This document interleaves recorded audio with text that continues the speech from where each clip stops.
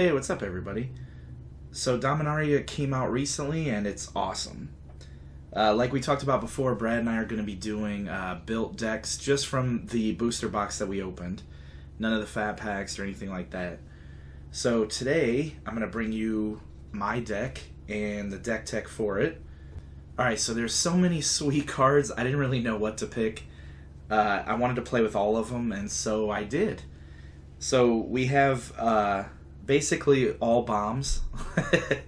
So we're just playing bombs and good cards. So in our 0 mana slot, we have the Mox Amber. So you can, hopefully with all the legends we have, you're going to be able to add that mana from all of our legendary guys just for tapping this. So that's going to ramp us. It's going to be awesome. Mana fix, everything. So it should be sweet. Alright, so in our 1 mana slot, we're going to play 3 Llanowar Elves. 1 green for a 1/1, you tap it and add a green. So they're just amazing. They've always been amazing. It's just a great card. And they're going to help us ramp into our legendaries, hopefully. Get them out a little quicker. So, there's the Llanowars. Next up in our 1 slot, we're going to be playing the Dauntless Bodyguard. So it's a 2/1 for 1, and when it enters the battlefield, you can choose another creature, and then you can sack the Dauntless Bodyguard to give that creature indestructible. So basically, because, you know, we're playing so many legendaries, like this card's meant to do, it's going to come in... It's either going to come in early and provide some beatdown with a 2/1, or if you draw it later, you're going to go ahead and use the ability to protect one of our legendary creatures. So it's got some versatility. It's a good card. Alright, so at the 2 slot, we have Urza's Tome. So this is going to gain us card advantage, and it's also a historic card because artifacts, legendaries, and sagas are all historic now. So this card's going to hopefully get us to some nice cards, and we'll be able to exile historic cards from our graveyard pretty easy, we hope. So it shouldn't be hard to get that online. Next, we have the Black Blade Reforged. It's pretty awesome. Just a cool, flavorful card. Equipped creature gets +1/+1 for each land, so that could get pretty powerful in the late game, especially. You can equip a legendary creature for only 3, so that's what we're going to use it for, we hope. Paying 7 to equip it to like a Llanowar Elf kind of hurts, so hopefully we'll be using that with some of our legendaries. And we also have an Untamed Kavu. And this is in there because it's a good card. It's decent early, it's a 2/2 Vigilance Trample for 2, but if you can kick it for 5, it becomes a 5/5 Vigilance Trample. So, pretty strong card. Hopefully we'll be playing that later in the game. Alright, next up we have a legendary. Shauna Sasay's Legacy. She's a green and a white, and she can't be the target of abilities your opponents control, and she gets a +1/+1 for each creature you control. So, we play a decent amount of creatures, so she's got a chance to be pretty big. We'll see how that goes, and she's a legendary, so we want those. We're also playing randomly a Knight of Malice. It's just an awesome card. 2/2 first strike, hexproof from white, and it becomes a 3/2 as long as any player controls a white permanent. And look at that, we're playing white, so can't go wrong. Alright, so next up is our 3 mana slots. Let's see what we got. Alright, because our deck's 3 colors, obviously, we are going to be playing 4 of the Skittering Surveyor. So when it enters the battlefield, you can search your library for a basic land card, reveal it, put it into your hand, and shuffle your library. And it's a 1/2 for 3. It's also historic because it's an artifact. So it helps out in a lot of ways. It's just awesome. Awesome little card for this kind of ramp deck that we want, and to fix our mana, which is going to be pretty important because this deck might be a little janky, but that's okay because it looks fun. We have also got another historic card, the Howling Golem. It's a 2/3 for 3, and whenever it attacks or blocks, each player draws a card. So why not? We want all the cards. Our opponent's going to get to cards too, but hopefully we're playing better cards, so it won't matter. And Danitha Capuchin, Paragon. She's a 2/2 for 3 with First Strike, Vigilance, and Lifelink. So she's got all the keywords. And aura and equipment spells you cast cost 1 less to cast. So we could equip a Black Blade for 2 mana to her because she's a legendary, and that would make her pretty ridiculous. So why not?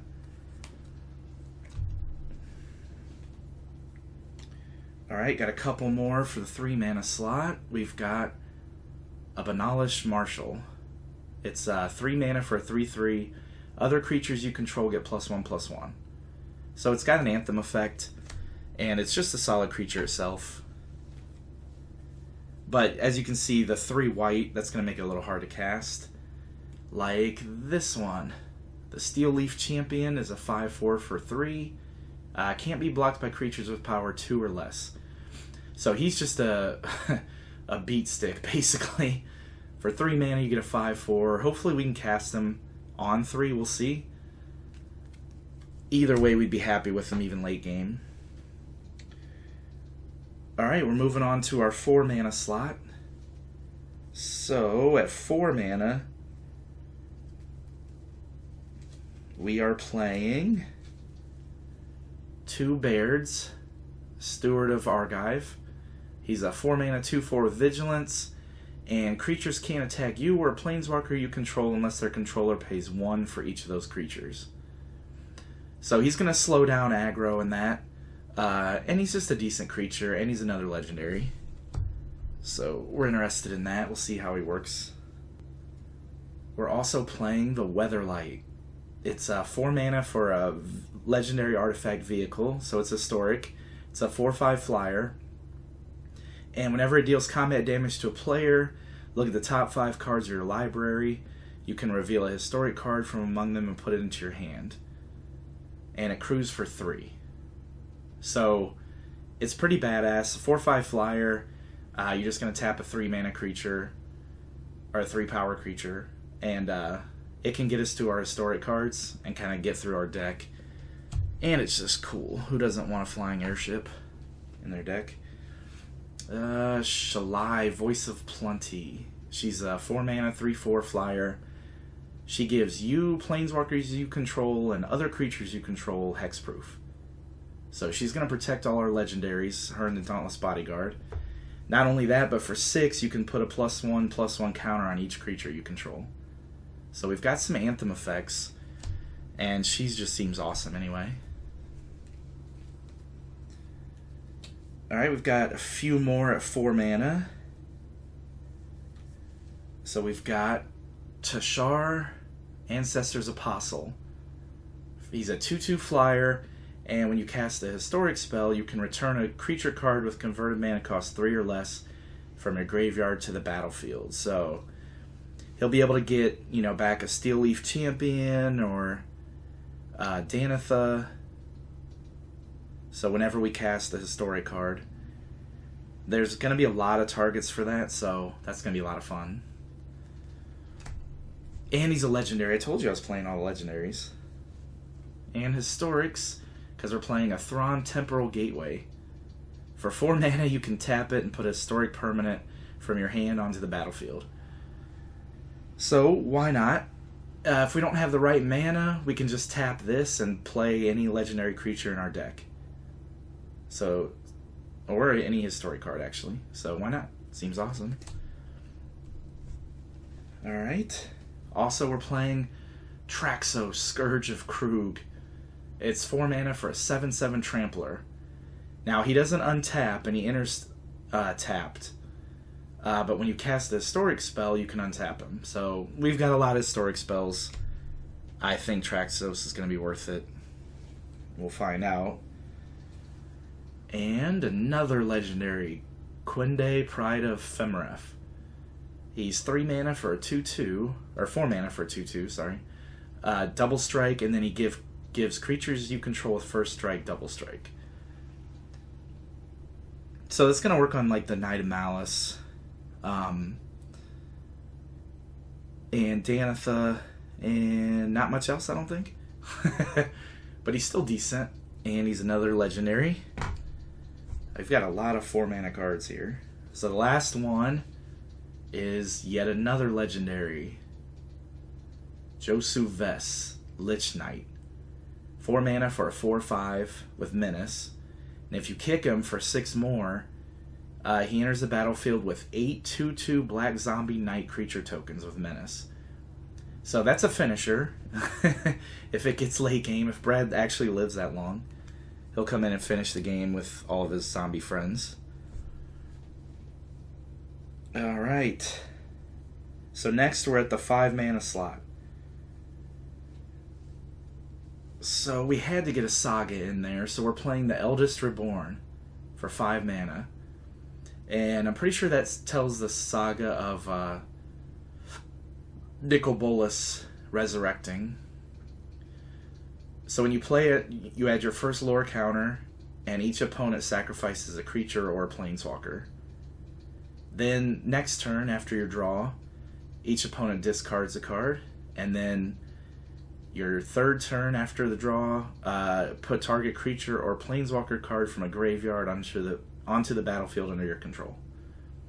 So he's gonna kill something, discard their hand, potentially they'll put another card, creature or something in there, and hopefully they already have something sweet, so you can put bring it back with the Eldest Reborn. And it can get back our stuff too, so if they happen to kill Josu Ves or whatever, we can get them back. Next, just because they're awesome, Sarah Angel. And it's a foil one. It's shiny. 4/4 Flying Vigilance for 5. It's awesome. I'm playing it. Next, another historic card, a Gilded Lotus. 5 mana, you can tap it to add 3 mana of any one color. So this can help with mana fixing too, and it's ramp. Even though it's 5 mana, it's still really good. We can get it out on turn 4, hopefully. So we like that. Next up, Arvad the Cursed. He's 5 mana for a 3/3 Death Touch lifelink, and he gives other legendary creatures you control +2/+2. So in our deck, that's beating. Alright, our last 5 mana card is our best card. Lyra Dawnbringer. 5 mana for a 5/5 flying first strike lifelink. And she gives other angels +1/+1 and lifelink. So, not overly relevant, but she will give it to the Sarah Angel. And that's cool. But hey, when you get a Baneslayer Angel, you're going to play a Baneslayer Angel. Next in the 6 mana slot, we have Urgoros the Empty One. It's a 4/3 flyer, and when it deals combat damage to a player, that player discards a card at random. And if they can't, you draw a card. So he's a flying beatdown who also, messes up their hand and maybe draws us cards, so kind of awesome. We want to try him. And lastly, for spells, we have Grun, the Lonely King. 6 mana for a 5/5. You can kick him for 3, and if he was kicked, it enters the battlefield with 5/+1 counter, so he'll be a 10/10. Now, if he attacks alone, you can double its power and toughness till end of turn. So yeah, he's got the potential to be a 20/20, which is just, yeah, why not? Alright, so those are our spells. For lands, we're going to be playing an Isolated Chapel. Enters the battlefield tapped unless you control a plains or a swamp, so you can tap for a white or black. That'll help us out. We're playing 3 memorials, actually. The Memorial to Glory, Unity, and Folly. So Unity, you can tap for a white or 4 mana, sack it, and get 2/1/1 white soldier creatures. Unity. You can tap for a green or 3. You can sack it. Look at the top 5 cards of your library. And you can pick up a creature card and put it into your hand. And lastly, Memorial to Folly is tap for a black, 3 mana. You can sack it and return a creature card from a graveyard to your hand. So we can get back Lyra or whatever with that. And we're going to be playing 7 forests, 7 plains,